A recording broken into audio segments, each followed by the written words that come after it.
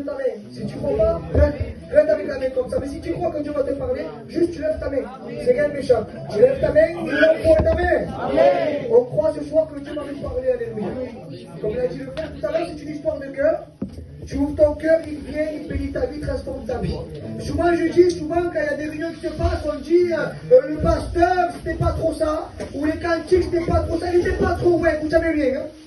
Aujourd'hui, si tu pars comme tu es rentré, c'est pas ma faute, c'est pas la faute du responsable, c'est ta faute à toi. Amen. Ça veut dire qu'aujourd'hui, on est tous responsables de notre bénédiction. Amen. Si tu as envie de la prendre, tu la prends. Tu n'as pas envie, tant pis. Ça va te regarder qu'à toi, ça va pour qué? Parce que moi, je vais rentrer chez moi et je vais bien dormir. Mais toi, comment tu vas rentrer chez toi? Est-ce que toi, tu vas être heureux? Est-ce que chez toi, il y a quelque chose qui va changer? Tout dépend de ton cœur. Tu demandes à Dieu qui bénit, te bénit. Amen. Alléluia. Alors voilà, l'évangile, c'est pas compliqué, c'est nous qui sommes en train de compliquer l'évangile. Je disais ce matin dans mon église, alléluia, là-bas à Sète, je disais qu'on n'a pas un Dieu qui visite. Non, on a un Dieu qui vient habiter. Hein? Vous savez qu'il y a des hommes aujourd'hui où ils laissent visiter Jésus dans leur cœur et qu'on la vie pas sévère. Moi, je ne suis pas de celui que je veux un Jésus qui vient visiter ma vie quand ça ne va pas trop et après il s'en va. Non, non, non. Je veux que Jésus vienne habiter chez moi. Et quand il habite, il établit des choses. Vous savez, un visiteur ne peut pas se permettre de s'imposer. Un visiteur ne peut pas établir des choses dans une vie. Mais celui qui habite, oui. Et vous savez ce que Dieu veut? Il ne veut pas visiter ton cœur. Il veut habiter dans ton cœur. Amen. Il veut s'établir comme l'autorité suprême de ta vie. Il veut être le numéro 1 chez toi. Amen. Vous savez, aujourd'hui, on veut que Dieu bénisse, on passe Dieu en second plan. Hein? On passe la famille avant, on passe les enfants avant, on passe le travail avant. Et on veut que Dieu vienne habiter. Dieu ne veut pas habiter là. C'est un visiteur. Vous savez, quand Jésus va s'approcher du sycomore, tout le monde connaît l'histoire de Zachée qui descend. Mais quelque chose d'extraordinaire, vous savez quoi? C'est que Jésus, il ne rentre pas en voie ça. Si toi tu ne laisses pas rentrer, il ne rentre pas. Quand Dieu pour ta main. Amen. Amen. Mais là, pour une première fois, dans la parole de Dieu, c'est Jésus lui-même qui s'invite. Eh oui. Et c'est pas Zachée qui lui a dit Jésus rentre chez moi, non. C'est Jésus qui a pas lui dit Zachée, hâte-toi de descendre, car aujourd'hui, mais là on peut mourir souvent, aujourd'hui je veux demeurer chez toi. Amen. Ce Jésus que tout le monde attend, qui ouvre la porte, là c'est Jésus lui-même qui s'invite. Je veux que Jésus s'invite aujourd'hui. Amen. Je veux qu'il vienne habiter. Il y a plein de personnes qui diront oui, mais moi je viendrai une fois que j'arrêterai de fumer. Je demande une fois pardon. Moi je viendrai à Dieu une fois que mes problèmes seront terminés. Écoute-moi bien. Zachée n'avait pas une vie transformée. Pourtant Jésus était déjà à la maison. Aujourd'hui on a besoin que quand Jésus rentre, on a besoin de le laisser faire. Prendre toute la place. Comme ils veulent que Jésus vienne habiter. Bendito sea Dieu. C'est ce qu'on a besoin. Un Dieu qui habite, pas un visiteur. Et vous savez ce qui est bien, alléluia, quand quelqu'un habite chez nous, c'est qu'il fait ce que lui a envie. Je disais ce matin, j'étais en train de parler du temple du Saint-Esprit. Je disais que c'était la plus grande chose qui puisse exister à l'époque. La Bible a dit, c'est que Dieu, vous avez dit, c'est la gloire de Dieu remplissait le temple. Hein? Il remplissait des murs. Il remplissait des maisons. Mais toi et moi, on n'est pas un temple. On n'est pas un mur, on n'est pas un bâtiment. Toi et moi, les journalistes, on est le temple du Saint-Esprit, ton corps. Aujourd'hui, on veut que Dieu nous parle à travers un serviteur, que Dieu nous parle à travers un frère. Et toi, tu n'as pas compris qu'en toi, il y en a un qui est plus grand que le serviteur. Il y en a un qui est plus grand que ton frère. Qui c'est le Saint-Esprit. C'est juste que tu ne le réalises pas. C'est juste que tu ne réalises pas que tu es le temple du Saint-Esprit, tu es quelqu'un de puissant. C'est celui qui transporte le Saint-Esprit. Et là où tu vas, Dieu va. On dit une fois ta main. Tu ne peux pas aller dans des endroits où lui ne veut pas que tu ailles. C'est où tu collabores avec lui, où tu fais ce que toi tu as envie. Aujourd'hui, il faut arrêter d'attrister le Saint-Esprit. Reconnaître qu'on a besoin de lui. Et commencer à le respecter. Comment sont ceux qui veulent respecter le Saint-Esprit? Amen. C'est important de le faire. On vit dans une génération où on ne le respecte pas. C'est là où tu peux prendre la place, au lieu de laisser la place au Saint-Esprit. Tu es quelqu'un d'irrespectueux. Et ça veut dire que dans ta vie, ça sera une vie éphémère, une vie assinante. De temps en temps, il va te bénir. Vous savez pourquoi? Parce que tu es quelqu'un qui veut prendre trop de place. Alors que toi, tu n'as pas compris. Toi, tu ne dois plus prendre de la place. C'est Jésus, c'est le Saint-Esprit. Lui, il y a quelqu'un d'extraordinaire. La Bible dit c'est que le Saint-Esprit a ressuscité Jésus. Quand est-ce que vous ta main, quoi? Alors, le Saint-Esprit qui a ressuscité Jésus, il est où? Il est là. Tu réalises un peu ou pas? Il est là dedans, là. Jésus va dire, il est avantageux pour vous que je m'en aille pour vous apposer envoyé le consolateur. La parole avantagée veut dire mieux. Mira, Jésus est en train de dire aux hommes, le Saint-Esprit est mieux que moi. Mira. Et toi, tu ne respectes pas ce Saint-Esprit, la troisième personne de la divinité, tu fais que la trister. Le Saint-Esprit est une intelligence, le Saint-Esprit passe, le Saint-Esprit ressent des choses. Et à chaque fois que tu fais n'importe quoi, tu es en train de le faire pleurer. À chaque fois que tu prends des mauvaises décisions, tu es en train de le faire pleurer. Alors qu'en toi, il y a cette troisième personne. Combien le réalise qu'il dit qu'on fout ta main? On a besoin de réaliser que sans lui, on n'est rien du tout. Par contre, avec lui, on est capable de faire des exploits, de grandes choses. Parce que le Saint-Esprit habite en nous. Que wapo. Que wapo. La Bible dira qu'il y a une histoire ici, qui me gusta mucho. Et cette histoire va commencer comme cela dans 2 Samuel chapitre 9 et verset 3 pour ceux qui veulent le prendre. Je ne vais pas lire le texte. Moi, je vais rentrer dans l'histoire directement pour ne pas être long. On dit souffle, amen. Amen. Vous savez ce qui est merveilleux, c'est que Dieu, même s'il sait qu'on souffre, c'est pas parce qu'on souffre que Dieu ne nous aime pas. C'est pas parce qu'on a des problèmes que Dieu ne nous aime pas. Vous savez, Lazare était le meilleur ami de Jésus. La Bible dira que Jésus l'aimait. Alors il aime, il le laisse mourir. Il aime, il le laisse mourir. Il pleure alors qu'il sait qu'il va le ressusciter. Parce qu'il est en train de comprendre le cœur de l'être humain.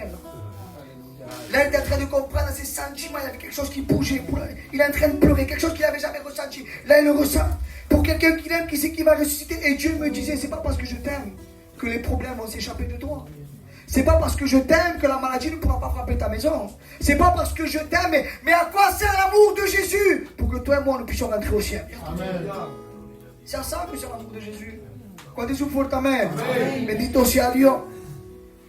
Et là, frères et sœurs, voilà que dans cette histoire, la Bible dit, c'est que il y avait une femme, Saül et Jonathan vont mourir pendant une guerre. Vous pensez déjà où je vais en venir? Et l'histoire dira que cette femme avait sur elle un bébé, un petit garçon. Et la Bible dit c'est qu'elle va courir. Et en courant, elle fait tomber ce petit bébé. Ce petit bébé s'appelle Mephibosheth. On dit une fois Amen. Et Mephibosheth est un garçon que lui n'a rien demandé, lui.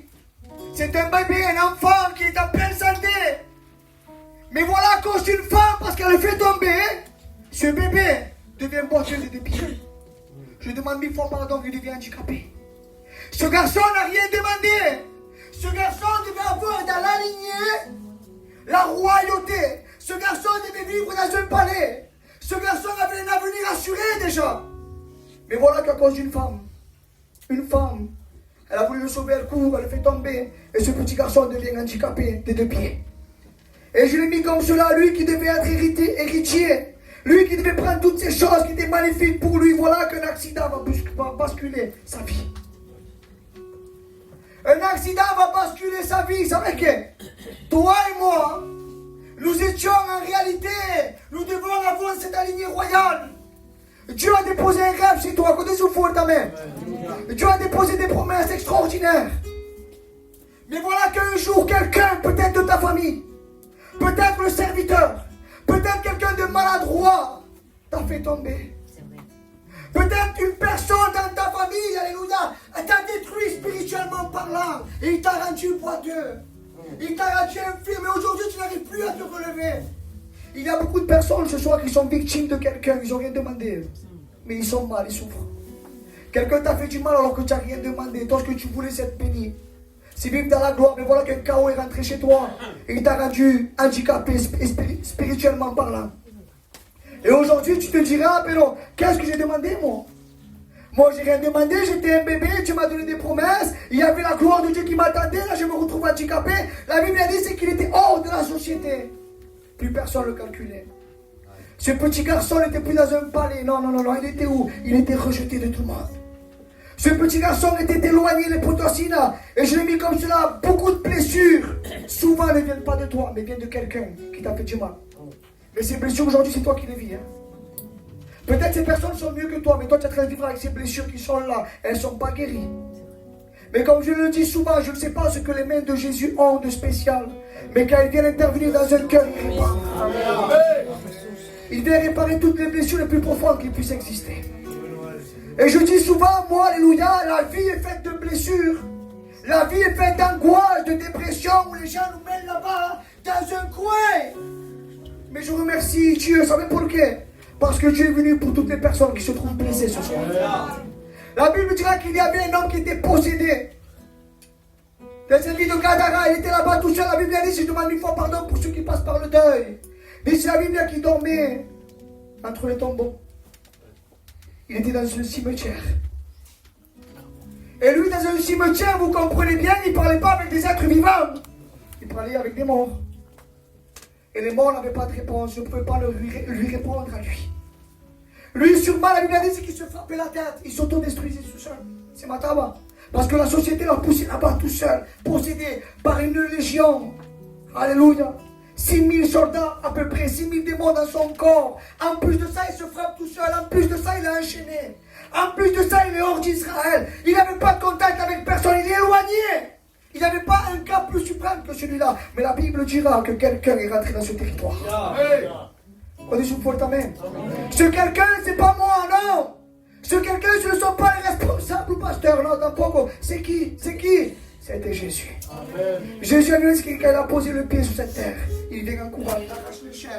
Bendito sea Dieu. Est-ce que toi tu crois que tu es dans une situation plus extrême que lui? Je ne pense pas. Jésus est rentré dans son territoire que personne n'avait le droit de rentrer. Les pharisiens n'y allaient pas là-bas. Seul Jésus. Parce qu'il est venu sauver toutes les personnes qui se trouvent dans un état où ils se détruisent eux-mêmes. Où ils sont en train, excusez-moi, de vivre dans un cimetière en parlant, tu n'es pas heureux. Vous savez, un cimetière, ça ne rend pas heureux, ça rend triste. Mais quand tu es dans une dépression, c'est ce que tu fais en état. Quand tu es en dépression, tu es dans un cimetière. Il n'y a rien qui va. Il n'y a rien qui va. Mais voilà que Jésus est allé dans un cimetière pour guérir, sauver ce garçon. Protégez une folle ta main. Vous savez, ce garçon qui était possédé, ce garçon qui va être délivré, ce garçon que sûrement que pendant des années, la vie a été compliquée pour lui. Écoute bien. Une fois qu'il est guéri, ce garçon va lui dire à Jésus, je vais te suivre. Hein? Ça va, possible ou non? Je vais te suivre. Et Jésus lui dit non. Non, non, ne me suis pas. Retourne vers les tiens. Retourne vers ta famille. Essaye, je dis avec mes mamans de savoir, essaye de sauver les autres. Écoute, écoute, écoute. Cet homme-là, ce possédé-là, ce garçon-là a été le premier missionnaire dans la parole de Dieu. C'est lui la première personne à pouvoir envoyer la prédication des portes. C'était lui le premier. Un homme qui était rempli avec 6000 démons dans son corps, Dieu s'est servi de lui. Il peut se servir de toi. Amen. Il peut se servir de moi. Il peut se servir de chacun d'entre nous. Qu'est-ce qu'on veut? On veut que Dieu souvent vienne rentrer dans notre territoire. Parce qu'aujourd'hui, la dépression peut nous amener dans des cimetières spirituels. Où là, ben, on parle plein de personnes, on parle avec des gens, mais il n'y a pas de réponse. Mais aujourd'hui, Dieu veut te répondre à toutes tes questions. Comptez-vous fuertement. Bendito sea Dieu. Alléluia. Et voilà maintenant que Méphibosheth est là. Il est oublié. Et il habite à Lodébar. Lodébar veut dire sans parole, sans pâturage, un lieu de sécheresse, un lieu d'isolement, pauvreté, un lieu d'oubli. Et voilà aujourd'hui, alléluia, qu'est-ce qui se passe avec beaucoup de chrétiens, beaucoup de pasteurs. Vous savez qu'il y a beaucoup de prédicateurs qui sont à Lodébar. Il y a beaucoup de prédicateurs qui vivent dans une saison sèche où il n'y a rien. Il y a des prédicateurs même qui vivent dans l'oubli où plus personne n'est en train de les calculer. Aujourd'hui, il y a des églises entières qui sont là-bas dans Lodébar. Pas de pâturage, pas de parole, une sécheresse, c'est rien qui va. Lodébar aujourd'hui, c'est quoi? C'est la dépression. Aujourd'hui, Lodébar, c'est quoi? C'est le rejet. Aujourd'hui, les gens se sentent rejetés, ils sont à Lodébar, ils sont là-bas tout seuls. Dans un lieu, dit sa Bible, où rien ne pousse. Il n'y a rien, tout est où il n'y a rien.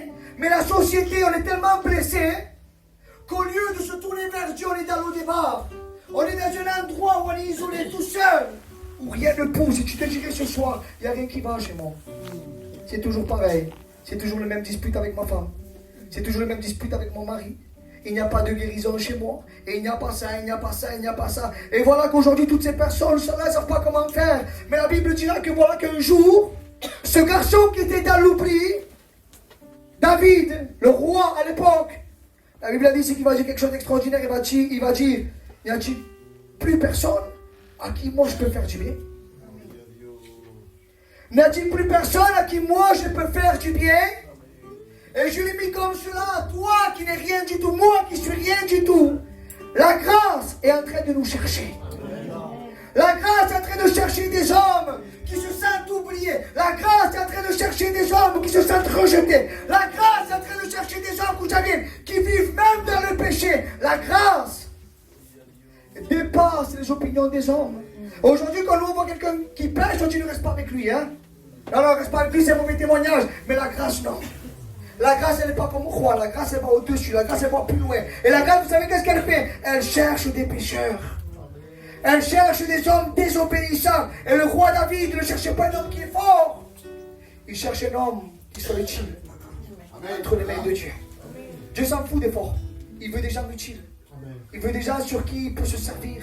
Quoi des hommes forts, amen. Bendito sea Dieu. Et alors qu'est-ce qu'il fait? David est en train de chercher quelqu'un à bénir. Il veut bénir quelqu'un. Et c'est ce que la grâce veut faire dans l'entier, tonton. Il veut bénir les personnes qui se sentent mal. Il veut bénir les personnes qui se sentent délaissées. Il veut bénir les personnes qui ressentent plus cet amour. Il veut bénir toutes les personnes ce soir. Mais pour cela, voilà que le roi, il se démène et il cherche quelqu'un à bénir. Et Mephibosheth, écoutez bien, Mephibosheth, il est dans un autre côté, il ne sait même pas qu'on est en train de le chercher. Mephibosheth ne sait pas qu'un roi est en train de le chercher. Et ça, c'est ma pensée, je dis comme cela. Dieu te cherche avant que toi-même tu le cherches.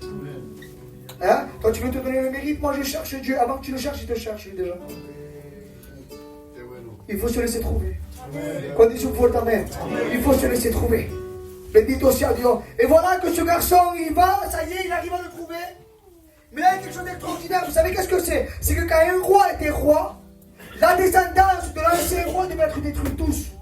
Du premier jusqu'au dernier. Ils devaient tous être exterminés. Et voilà que David, lui, il veut bénir ce garçon parce qu'il avait une bonne alliance avec Jonathan. Il aimait Jonathan. Et alors David, quand il fait ça, vous savez bien, hein, le péché, quand il a touché l'humanité, on était tous morts. Tous privés de la gloire de Dieu. Il n'y avait rien, la descendance devait être détruite. Mais Jésus, la grâce est venue. Et vous savez qu'est-ce qu'elle a fait? Elle a voulu bénir toute l'humanité. C'est ce que le roi a fait. Il a voulu bénir ce petit garçon. Bendito sea Dieu. Et la Bible dit qu'il va se prosterner. Il dit, voici ton serviteur est là. Et voilà pour. Et maintenant, lui, comme il a la coutume des Juifs, il sait ce qui va se passer, lui. Et c'est sûr que lui, il s'est dit, ça y est, maintenant, je suis là devant le roi. Voilà, même attends. Maintenant, il va me tuer, je vais mourir.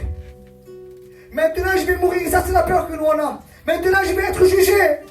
Et logiquement, humainement parlant, le roi devait le détruire. Mais voilà que la grâce, quand elle parle pas comme les hommes.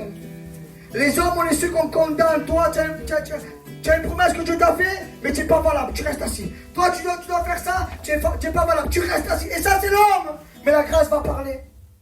Le roi David va parler, il va dire comme ça, ne crains pas. Je veux te faire du bien, Mephibosheth. Je veux te faire du bien, je suis là pour te faire du bien, Mephibosheth, n'aie pas peur. Normalement, je dois te tuer, mais je ne vais pas te tuer, moi. Je suis là pour te faire du bien. Et c'est ce que la grâce veut faire aujourd'hui. Elle veut faire du bien à chaque vie, à chacun. Ce garçon était handicapé, il est toujours handicapé, je demande 1000 fois pardon. Et là, ça va pas. Mais là, il est dans le roi, et là, cet homme va lui dire ça. Mais écoute, ça m'est bien, hein. Non seulement le roi l'appelle, et maintenant, quand il parle avec lui, il va lui dire, écoute, mais n'aie pas peur. Je vais te donner toutes les terres. Hein? Cet homme, qui était destiné à avoir quelque chose, a été victime d'une femme, il est handicapé. Maintenant, Dieu l'appelle. Vous savez, hein? Dieu l'appelle, il l'amène chez lui, mais quand Dieu t'appelle, il ne t'appelle pas pour te détruire. Hein? Dieu t'appelle pour te construire. Dieu t'appelle parce qu'il veut te faire du bien. Dieu t'appelle parce qu'il veut bénir ta maison. C'est pour ça que Dieu appelle. Et alors là, quand il appelle, il dit, bien, avec eux, je vais te donner toutes les terres. Mais là, quand Dieu t'appelle d'une situation qui était compliquée chez toi, juste après, il va commencer à te bénir. Il va commencer à te donner ce que toi tu es en train de lui demander. Et quelque chose d'extraordinaire, un peu plus, quoi, on disait. Et tu mangeras à ma table. Hein? Le problème a fait qu'il y a eu un chaos, il devait être détruit. Dieu l'appelle, le roi David l'appelle. Il lui donne des terres, il a dit, tu vas manger maintenant avec moi. Maintenant, tu vas manger avec moi. Il est pour toi, sinon la grâce est celle qui nous donne ce que nous ne mérite pas. On ne mérite rien du tout. Tu mérites quelque chose, toi? Rien. Mais même que tu es méchant, Jésus, Dieu, t'appelle à sa table ce soir. Il t'appelle à sa table parce que c'est important. Pero on va manger combien de temps? Quanto? Une fois dans la semaine, 2 fois, une fois par mois. C'est bien déjà de manger à la table du roi. Une fois par semaine, une fois par mois. Il mangera toujours à ma table. Siempre. Mais écoutez bien. Celui qui mange à la table du roi est heureux. Celui qui mange à la table du roi a trouvé le plus grand trésor qui puisse exister. Celui qui mange à la table du roi et doit être l'homme qui doit vivre avec la paix. La Bible a dit, je suis venu vers vous avec des projets. Mais quel projet? Un projet pour prêcher? Un projet pour chanter? Un projet pour témoigner de gloire? Non, je suis venu avec vous avec des projets. Mais quels sont ces projets? Des projets de paix. Ah. Vous savez, le plus grand trésor aujourd'hui, c'est de dormir bien le soir. Ça, c'est un trésor. Hein. On peut être tranquille, on n'a pas de lieux qui. Ministère, on s'en fout. Prêche, on s'en fout. Chanter, on s'en fout. Qu'est-ce que tu veux? Juste la paix, ça me suffit. Ah, Seigneur. Voilà les projets que Dieu donne. Mais nous, non, nous autres matin, avec les autres projets, parce qu'on aime le titre. Alors, on vient et on aime ces projets. Vraiment, on n'aime pas ces projets. On est capable de tuer des frères pour ce projet. On est capable de s'écraser les uns et les autres pour ce projet. Et oui, parce que pour nous, c'est trop important ce projet de diriger. Mais toi, tu n'as pas compris qu'il y en a qui dirigent comme ça, ils sont malheureux. Moi, je le dis souvent, frères et sœurs, depuis que je prêche, je ne suis pas heureux. À croire quand même. Prédicat, non. Prêcher, c'est pas être heureux pour le quai. Parce que prêcher, c'est compliqué. Hein?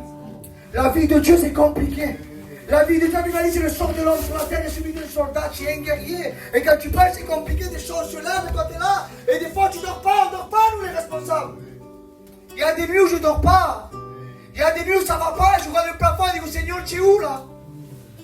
Tu es où? J'en peux plus. Et je demande pas à Dieu qu'il me donne des messages, moi. Je dis souvent, moi, le message ne m'a jamais sorti d'une situation.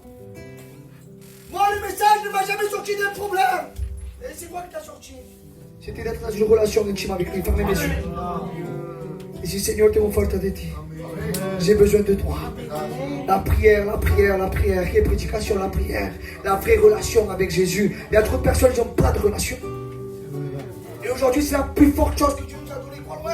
Il dit, rentre dans ta chambre, dans le secret, c'est là-bas où je peux te parler.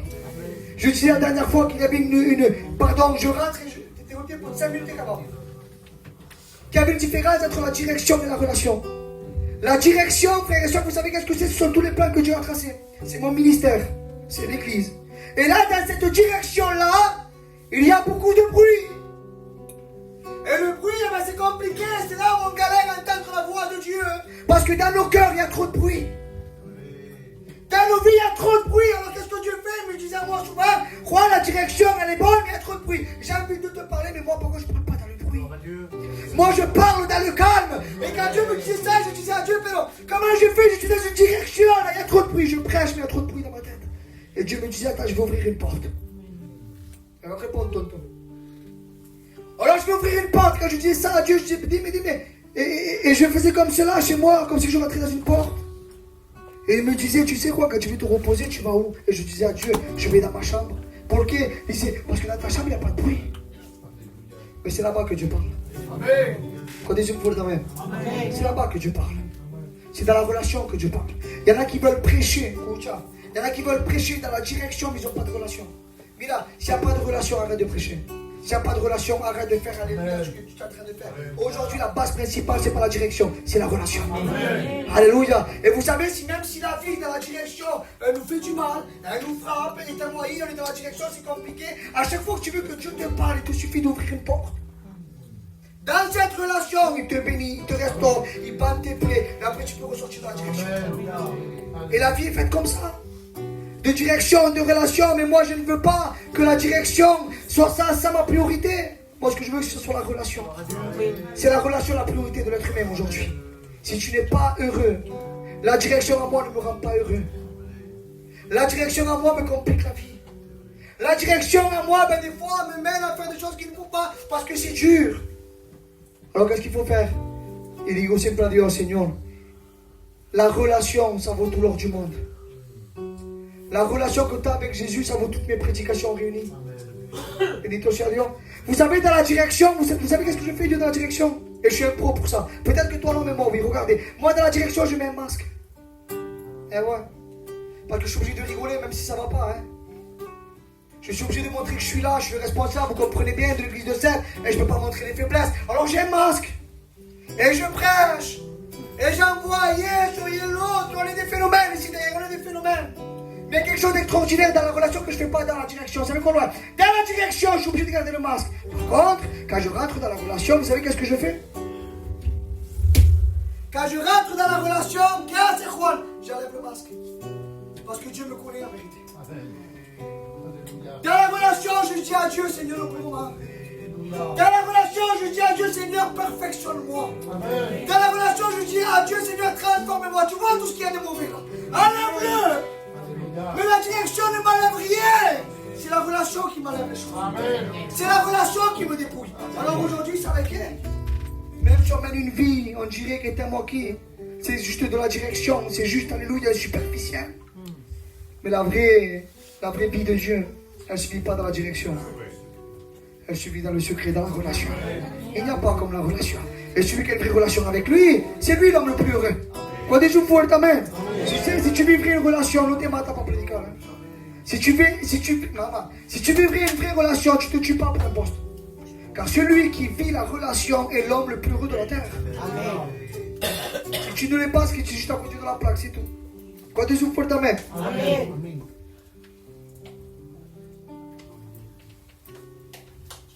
Et Méphibosheth, frères et sœurs, voilà qu'il mange toujours à sa table. Une bénédiction pas temporaire, une bénédiction qui continue tous les jours, tous les jours. Qu'est-ce qu'il fait? Il est accepté, il est nourri, il est protégé. Et la Bible dit, c'est qu'il était comme son fils. Hein? Maintenant, il n'est pas comme son fils. Et comme je dis souvent le monde nous rejette. Mais voilà que Dieu nous a pris, nous a adoptés comme ses enfants. On a été adoptés, voilà qu'aujourd'hui, on est devenus enfants de Jésus. Connaissez-vous pour ta main? Enfants de Dieu. Et maintenant, Méphibosheth, voilà que la grâce est là. Il dit, si tu vas manger tous les jours, alors Méphibosheth, je l'imagine, moi, en train de manger avec le roi. Hein? Alors on imagine, Méphibosheth, il est là à la table. Et vu qu'il est à la table, on est tous assis sur une table. Et là, sûrement qu'ils devaient parler entre eux. Je l'ai mis comme cela dans mon message. J'ai dit, Méphibosheth, le roi David n'a pas guéri ses pieds. Il est toujours boiteux. Mais voilà que quand il est assis et qu'il est là à la table, quand lui il est assis à la table du roi, il ne voit plus ses pieds. Alléluia. C'est la parole. Quand il est assis à la table du roi, il ne voit plus ses défauts. Ses défauts à ses yeux n'existent plus. Si Méphibosheth sortait de la table, sûrement qu'il regarderait ses pieds en disant, maman, je suis boiteux. Je fais ça. Mais quand on mange avec le roi, les défauts disparaissent. Amen. Il ne voyait plus ses défauts, il voyait la table. Et ça, c'est la table de la grâce. Voilà que la grâce est là ce soir. Et elle est celle qui peut faire que tu puisses pas. Mais là, si tu vas arrêter de voir tes défauts, il te suffit de manger avec lui. Pas de choses pour ta mère. Celui qui mange avec Jésus ne voit plus ses défauts parce que la table est en train de couvrir. Alléluia. Elle est en train de couvrir tout ce qu'il y a. Tous ses défauts. Et voilà qu'il y a une nouvelle identité qui va arriver. Il était rejeté, il devient fils. Il était pauvre, il devient héritier. Il a été oublié, il est honoré devant tout. Amen. On dit une fois, amen. Et vous savez comment lui il vient avant de l'identité pour quelqu'un peut soumettre comme bien à la réunion. Il y en a qui disent moi. Pourtant tu n'es rien du tout. Hein? Je demande 1000 fois pardon pour les anciens. Moi. Et Méphibosheth qui devait avoir une alignée extraordinaire, il dit ça celui-là. Ton serviteur est comme un chien mort. Méphibosheth, tu es le roi. Ton serviteur, c'est lui. Et voilà, là. Si tu veux être béni, il faut que tu reconnaisses ce que tu es. Amen. Et cet homme, le ici, je suis comme un père, je demande 1000 fois pardon, mais c'est ce qui a marqué. Il dit, je suis comme un chien.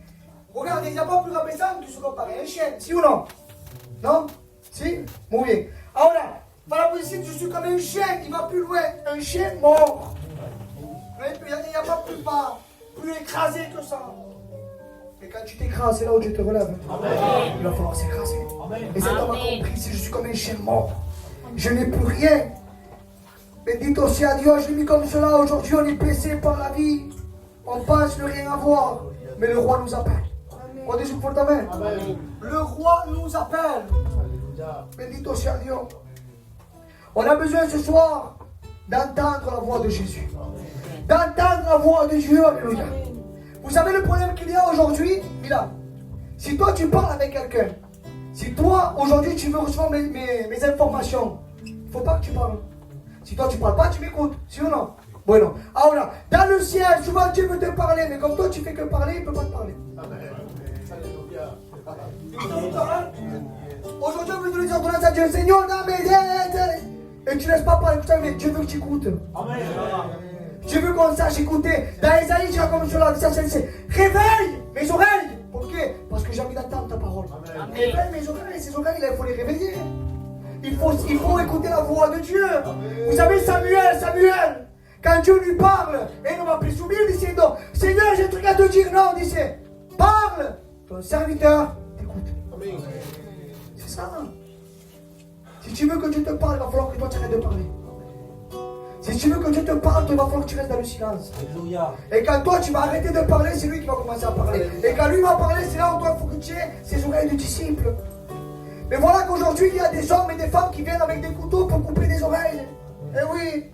Il y a plein de personnes qui viennent avec des couteaux couper des oreilles. En disant, lui, il ne faut pas qu'il écoute l'ordonnance de Dieu. On va lui couper. Et c'est ce que Pierre a fait. Pierre est allé dans un soldat, il lui a coupé l'oreille, mais Jésus a fait quelque chose d'extraordinaire.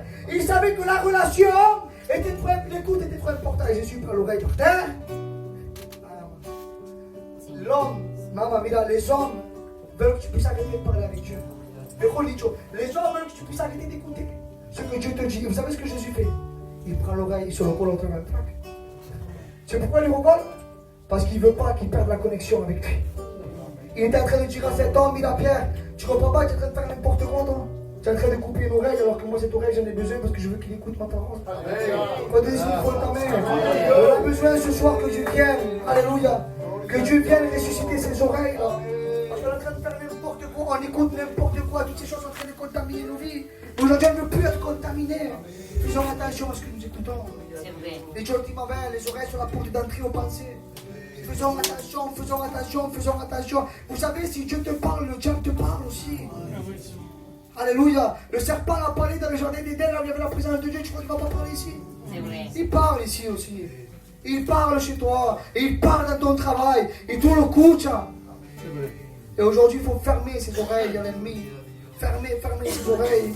Et laisser Dieu parler dans nos cœurs. Laisser Dieu parler dans notre vie. Amen. Nous allons baisser les têtes et je vais prier pour vous. Et à mon Christ.